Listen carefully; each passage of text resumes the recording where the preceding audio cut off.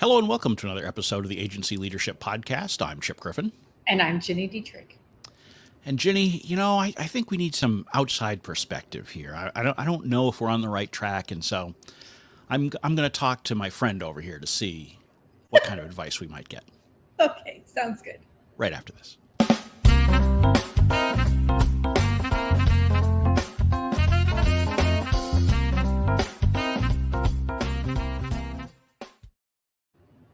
Sadly, I don't have an actual friend. So you know who we could ask is Jen.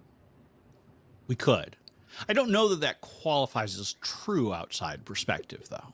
She does have an outside perspective, and she does listen to this podcast every week.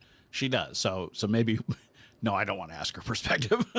Although we should ask our listeners and viewers to wish her a very happy birthday, belated, but happy birthday. Yes, happy belated birthday.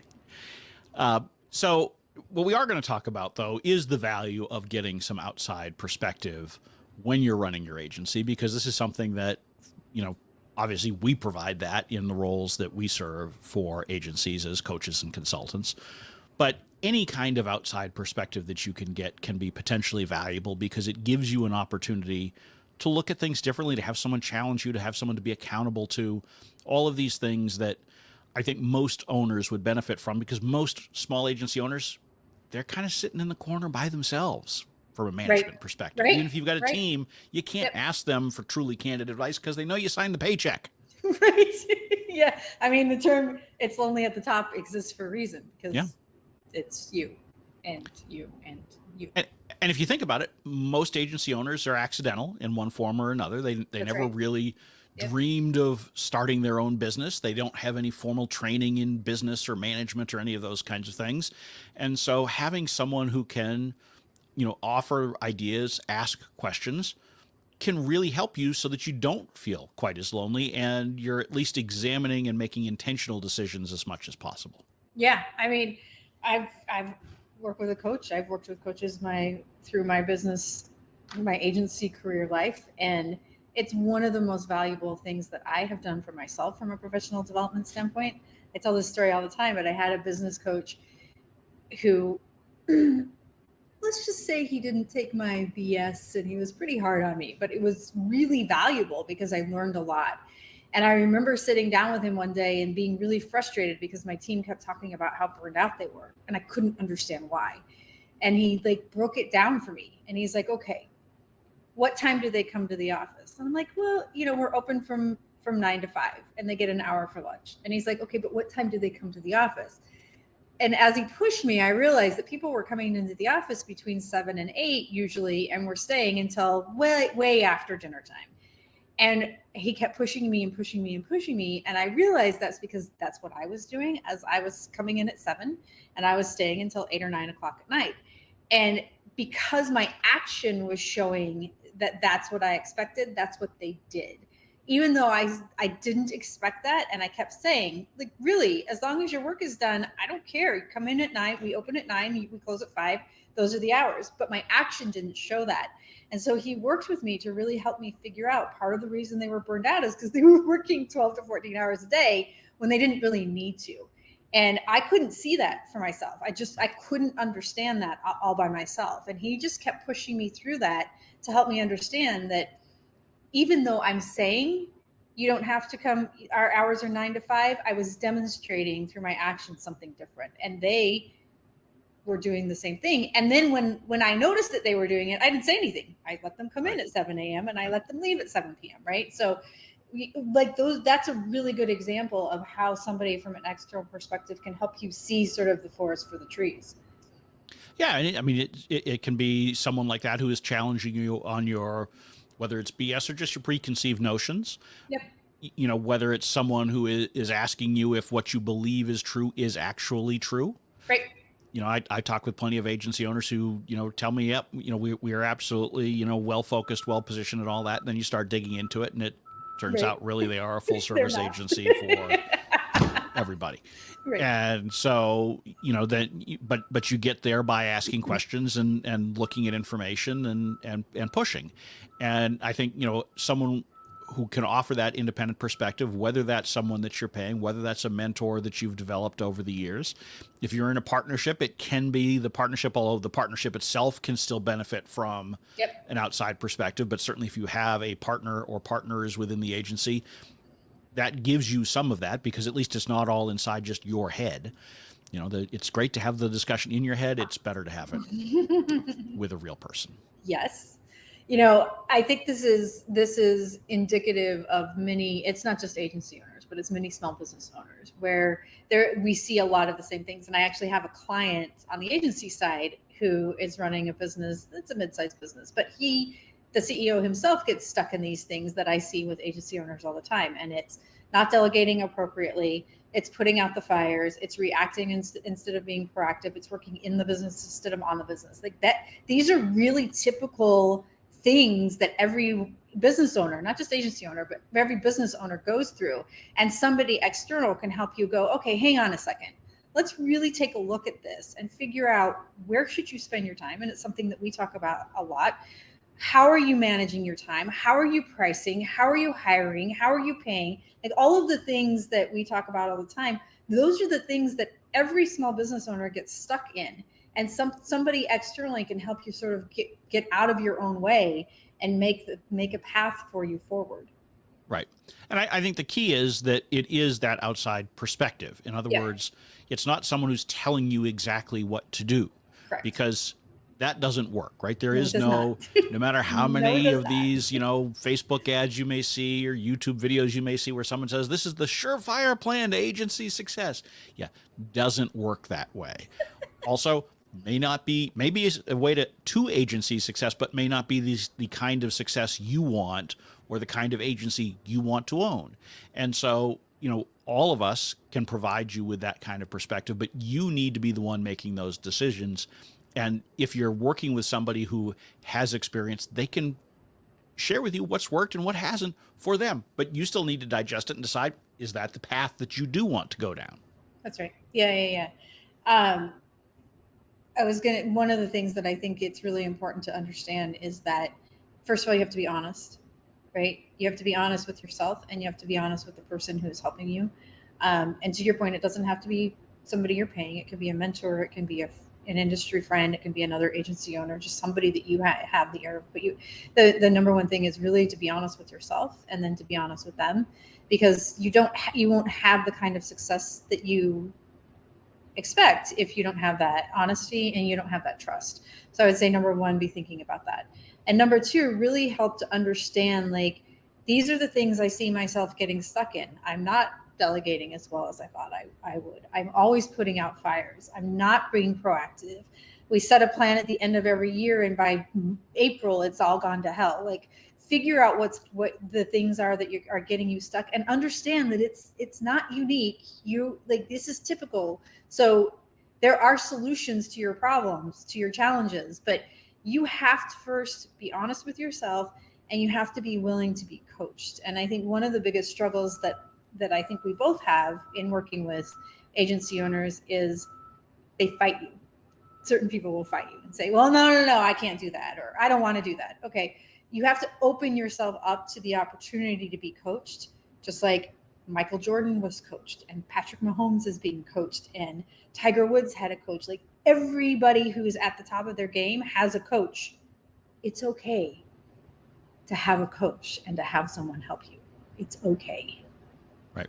I mean, look, I like a good argument. So I don't have an issue with clients who, want to push back, because I'm certainly not infallible. I may not have the right answers. Absolutely. I don't want people who just push back without any facts or reason behind it. You have to have something to your argument, not just, no, I disagree.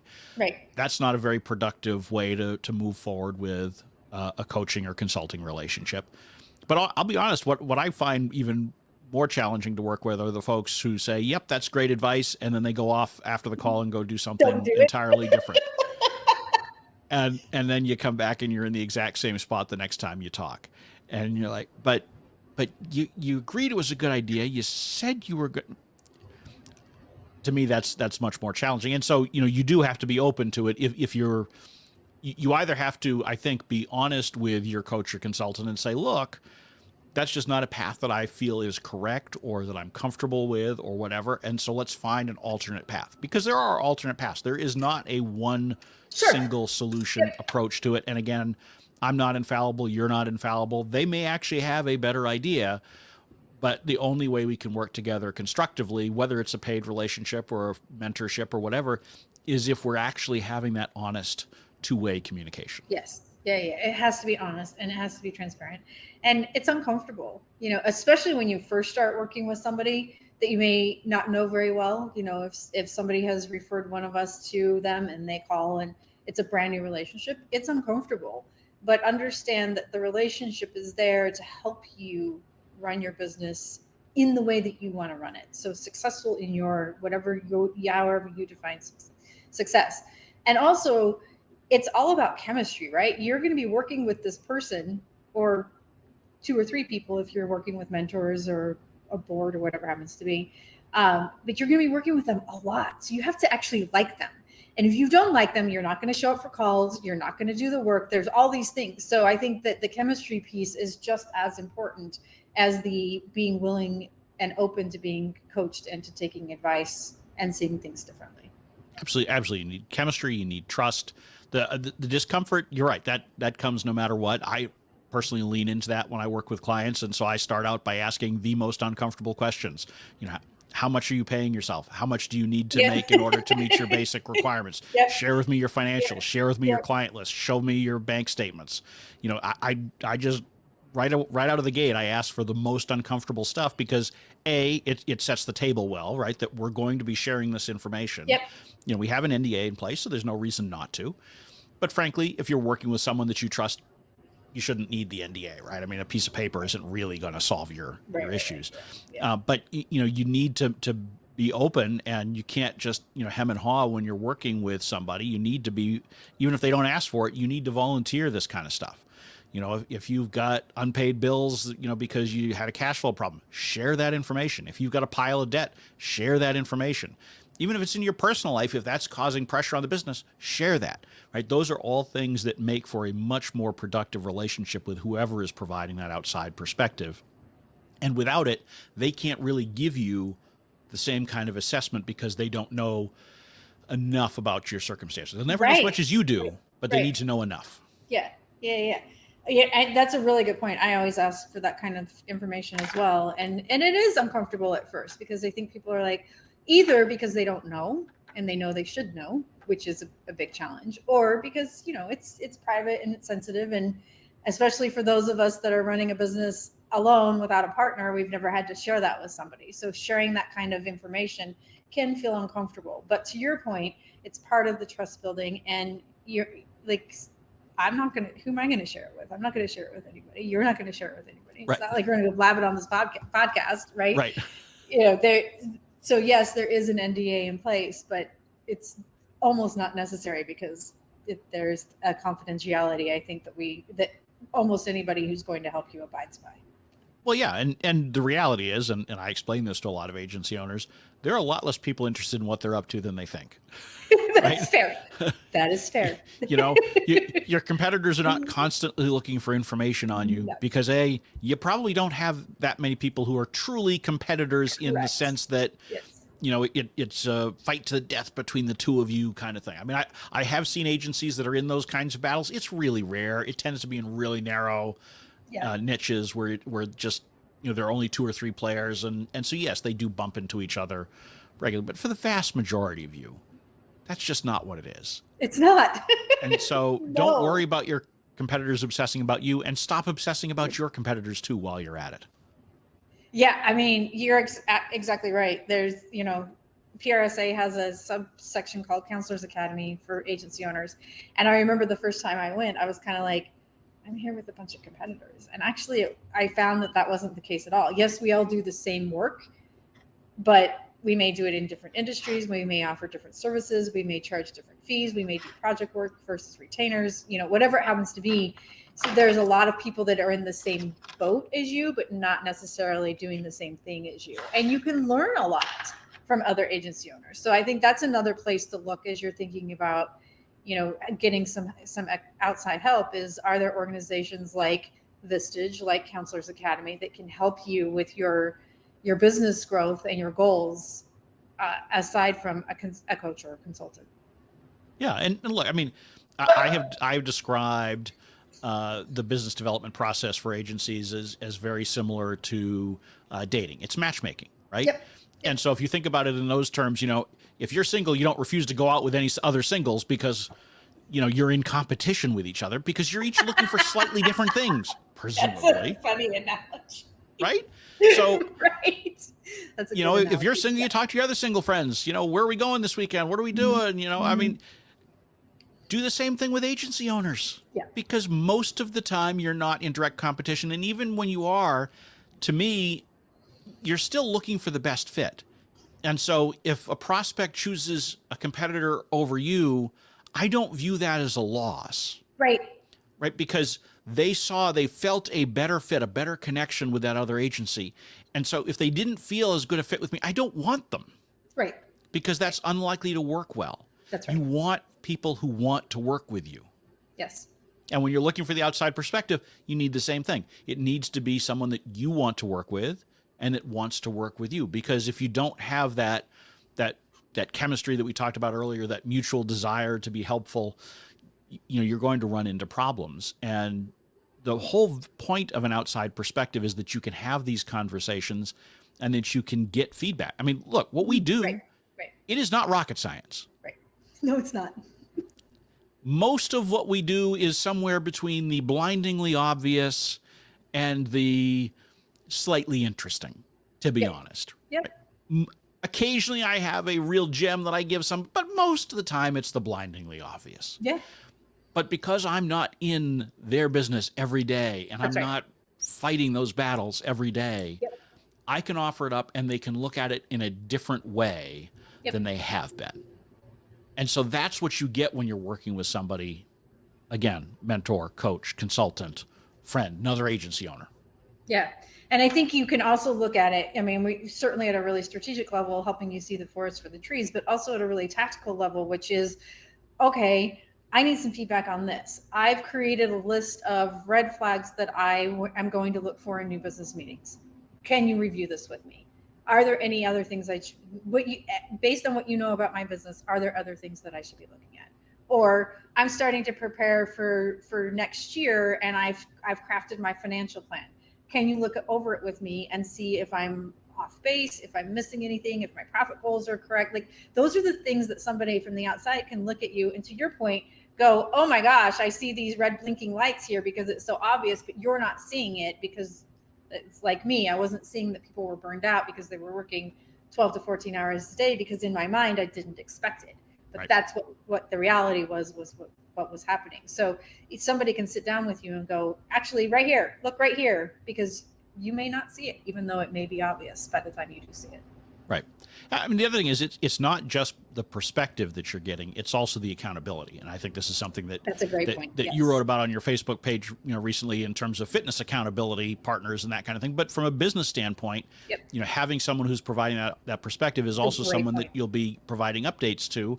And, I know when I had partners in my business, a lot more happened right before we had a big partner meeting. Because we all wanted to make sure we came in and said, yep, we ticked all those boxes that we said that we were going to do for the last one, right? And you probably see this with your own teams, right? Just before a team meeting that you're having, probably a bunch of stuff gets done, gets knocked off the to-do list. There is value in having these check-ins on a regular basis with that outside party who you don't want to go to and say, yeah, I didn't get to that. Now, sometimes you may have to, right? Sometimes you don't get to things, but it will reduce the number of things that slide by. And a good coach or mentor will say, okay, well, why didn't you get to that? Mm-hmm. And so you can try to evaluate, is it because you didn't really believe in it? Was it because it was something that, you were uncomfortable with?